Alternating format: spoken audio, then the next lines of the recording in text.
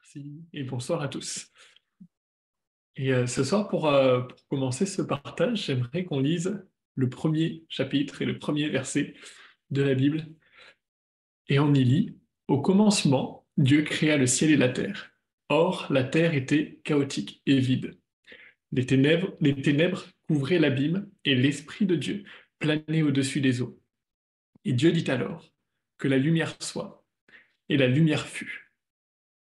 Tohu, bohu, c'est les mots d'origine qui sont traduits par informe et vide ou chaotique et vide, et on en ressort rien d'exploitable, aucun espoir, aucune vie ni avenir pour cette masse qui est là, et pourtant c'est précisément cette masse sans vie et sans avenir que Dieu a utilisée pour créer notre terre et tous ses habitants.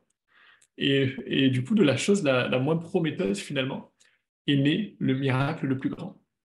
Et dans ce cas-ci, il n'y avait jamais eu rien de construit, la terre avait toujours été sans espoir et sans vie.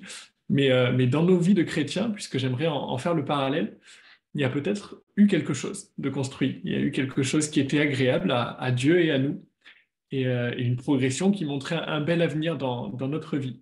Et que d'un coup, suite à un événement intérieur ou bien extérieur, tout s'est effondré et tout paraît à nouveau sans espoir, comme un retour à la case départ. Mais ce soir, on va se pencher ensemble sur la parole de Dieu pour saisir à nouveau sa fidélité, son amour, et peut-être que quelqu'un puisse saisir cette parole ce soir, que Dieu peut faire du tohu-bohu de ta vie un miracle bien plus grand que ce que tu n'as jamais pu viser, et le tout pour sa gloire. Bon, je vais changer un peu, je vais prier maintenant pour ce message, ce partage. Seigneur, je te remercie, c'est vrai, parce que tu es le Dieu créateur, celui qui du tohu-bohu a créé toute notre terre et tous ses habitants, Seigneur Jésus, et tu es capable de faire à nouveau ce que tu as déjà fait. Alors on veut croire que dans notre vie, s'il y a une situation sans espoir, une situation où il ne paraît pas y avoir d'avenir, Seigneur Jésus, tu es le Dieu tout-puissant qui peut faire que la lumière soit à nouveau et que le miracle puisse naître, Seigneur Jésus. Merci pour ce moment de partage, pour ta parole qui nous parle, et que tu puisses vraiment, Seigneur Jésus, nous redonner, oui, cet espoir et cette volonté de te suivre et de toujours être proche de toi pour vivre ce miracle, Père. Amen. Et je le disais donc, on parle d'une vie où on est sur une pente montante. On est spirituellement, on va de progrès en progrès, et on peut dire qu'on est top jusqu'au moment où tout bascule. Et c'est arrivé à des personnes qui ont un rôle majeur dans la Bible. Et ça se passe au moment de la Pâque. Et ça tombe bien, on est dans cette période-là. Et donc, ce basculement peut être lié à une circonstance extérieure. Et pour ce premier point de cette circonstance extérieure, j'aimerais lire avec vous dans Luc, au chapitre 24 et au verset 19 à 21, où alors que deux disciples marchent en discutant sur les événements passés, donc la mort de Jésus, Jésus lui-même les interpelle, alors qu'ils ne le reconnaissent pas. Et il leur dit, « De quoi discutez-vous en marchant ?» Ils s'arrêtèrent, l'air attristé. L'un d'eux, nommé Cléopas, lui répondit, « Es-tu le seul parmi ceux qui séjournent à Jérusalem qui ne sachent pas ce qui s'y est passé ces jours-ci ?» Quoi donc, leur demanda-t-il. Ce qui est arrivé à Jésus de Nazareth, c'était un prophète qui agissait et parlait avec puissance devant Dieu et devant tout le peuple. Nos chefs des prêtres et nos dirigeants l'ont livré aux Romains pour le faire condamner à mort et clouer sur une croix. Nous avions espéré qu'il était celui qui devait délivrer Israël. Mais hélas, voilà déjà 3 jours que tout cela est arrivé. On voit tous ces éléments au passé, tout l'espoir qui est au passé, et l'avenir ne présente rien qui rime avec de l'espoir. Et donc on a là deux disciples qui étaient au top spirituellement, alors qu'ils suivaient Jésus, le voyant accomplir des miracles, le voyant guérir des malades, et leur foi devait être gonflée à bloc jusqu'au moment où Jésus fut arrêté, condamné et crucifié. Et du jour au lendemain, toute leur vie s'est écroulée. Et ce pourquoi ils avaient tout laissé, c'était arrêté. Et eux n'avaient peut-être rien fait de particulier, si ce n'est subir cette situation qu'ils n'ont pas voulu. Mais à ce moment-là, tout ce qui était bâti dans leur vie, toute leur façon de vivre, toute leur passion, plus rien ne faisait de sens dans leur vie. Et alors peut-être qu'ils se sentaient comme une masse chaotique et vide, tohu-bohu. Et ils étaient à ce moment-là complètement aveuglés. Alors que Jésus est venu les interpeller, ils étaient aveuglés, ils étaient dans les ténèbres et ne le reconnaissaient pas. Mais Jésus était auprès d'eux. Ils ont laissé Jésus venir auprès d'eux. Et donc, alors qu'ils arrivent à leur destination, dans la ville d'Emmaüs, Jésus reste avec eux pour manger et dormir. Et au moment du repas, il décide de leur ouvrir les yeux, d'ouvrir leurs yeux sur le miracle. Et on lit dans Luc 24 toujours, et au verset 30 à 31, il se mit à table avec eux, prit le pain, et après avoir prononcé la prière de bénédiction, il le partagea et le leur donna. Alors leurs yeux s'ouvrirent, et ils le reconnurent. Mais déjà, il avait disparu. Alors qu'ils ont laissé Jésus s'approcher d'eux, ils ont laissé Jésus séjourner auprès d'eux, même s'ils ne le reconnaissaient pas, il a ouvert leurs yeux sur le miracle qui était sa résurrection.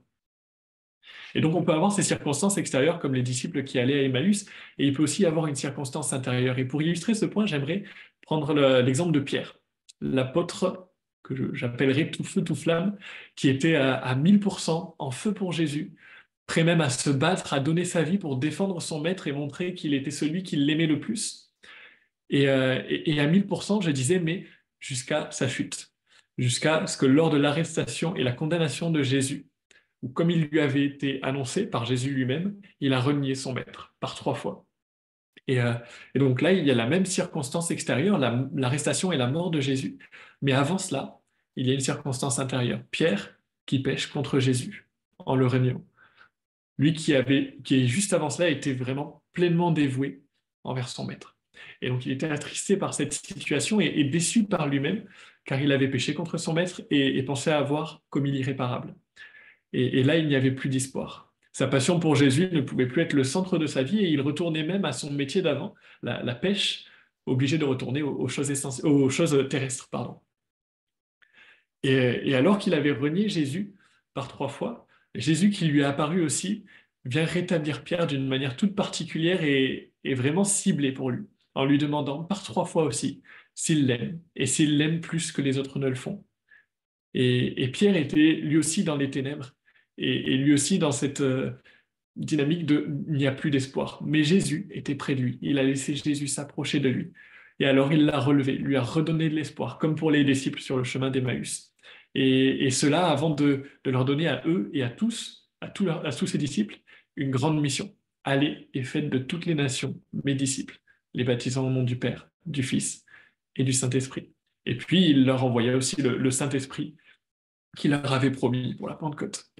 Et ce que j'aimerais qu'on retienne de ces différents textes qu'on a pu lire, c'est que on peut avoir tendance parfois à idéaliser la vie de chrétien en pensant qu'on sera toujours au top, qu'on plaira toujours à Dieu et que peu importe les circonstances, on sera toujours debout. Et la vérité, c'est que la vie de chrétien, en tout cas notre passage sur terre, se passe justement sur terre. Et que tant que nous serons sur terre, nous n'aurons pas que des hauts. Et Dieu nous réserve la vie sans défaut et parfaite à laquelle on tend et à laquelle on aspire dans le ciel pour l'éternité. Mais durant notre passage sur terre, ben, il est certainement arrivé et il arrivera encore certainement qu'on soit poussé par le vent, qu'on soit bousculé par un événement imprévu qui vient bouleverser notre vie, nous fragiliser, parfois nous terrasser, nous donner cette impression de devoir tout recommencer à zéro, comme ça a pu arriver à ses disciples qui marchaient vers Emmaüs. Et il est arrivé aussi, et il arrivera encore, que nous trébuchions tout seuls, dans un moment de faiblesse, comme ça a pu arriver à Pierre. Mais il nous faut avoir comme habitude, peu importe nos circonstances, ce qu'il nous faut avoir, pardon, comme habitude, et peu importe nos circonstances, c'est de laisser Jésus se rapprocher de nous. Prendre garde à ne pas le tenir à distance dans notre situation difficile, de ne pas le tenir à distance, de peur d'affronter peut-être cette situation, mais d'embrasser sa volonté dans cette situation et laisser l'Esprit de Dieu, comme on le lisait dans le premier verset dans Genèse 1, voguer au-dessus des eaux, au-dessus de notre situation, au-dessus de notre vie simplement, pour qu'au moment où il l'aura choisi, il puisse à nouveau déclarer sur notre vie que la lumière soit, accomplir le miracle et nous redonner l'espoir pour qu'on puisse suivre ce plan merveilleux qu'il a pour nous, parce que lui connaît la fin de l'histoire. Voilà, c'était simplement les quelques pensées que j'avais sur le cœur pour nous ce soir. Seigneur Jésus, je te remercie, c'est vrai, pour cette soirée qu'on passe dans ta présence. Merci pour tous les frères et sœurs qui sont là, qui se sont rassemblés pour qu'on puisse te prier, Seigneur aussi, Seigneur Jésus. Merci, parce que c'est vrai, ta parole nous encourage et on veut s'appuyer sur cette parole pour déclarer combien tu es puissant Et on veut déclarer combien tu es puissant aussi dans les situations qui sont celles de nos frères et sœurs qui sont dans la maladie notamment. Seigneur Jésus, tu vois notre sœur Zor, Seigneur Jésus, et son besoin de radiothérapie. Seigneur mon Dieu, tu vois son corps que tu as créé, Seigneur Jésus, et qui souffre, que tu puisses, Seigneur, la relever, Seigneur Jésus, lui donner des forces nouvelles, apaiser ses souffrances, Seigneur Jésus, et débloquer les situations pour qu'elle puisse accéder aux soins dont elle a besoin, Jésus. Seigneur, aussi, je veux t'apporter Rémi, c'est vrai, Seigneur, tu vois ces examens qu'il doit faire, Seigneur mon Dieu, que tu puisses guider, Seigneur Jésus, que tu puisses donner la connaissance aux médecins aussi, qu'ils puissent vraiment discerner quelle est la source de ces problèmes de santé, Seigneur Jésus. Et je veux, Seigneur, t'apporter tous nos frères et sœurs qui ont besoin de toi, Seigneur, besoin de ta grâce dans leur corps, dans toutes leurs situations, Seigneur Jésus, que tu puisses vraiment faire ton œuvre au milieu de nous, pour toi, Seigneur Jésus, et pour que vraiment ton œuvre puisse avancer dans cette ville de Montauban et ses alentours, Père. Merci, Jésus. Amen.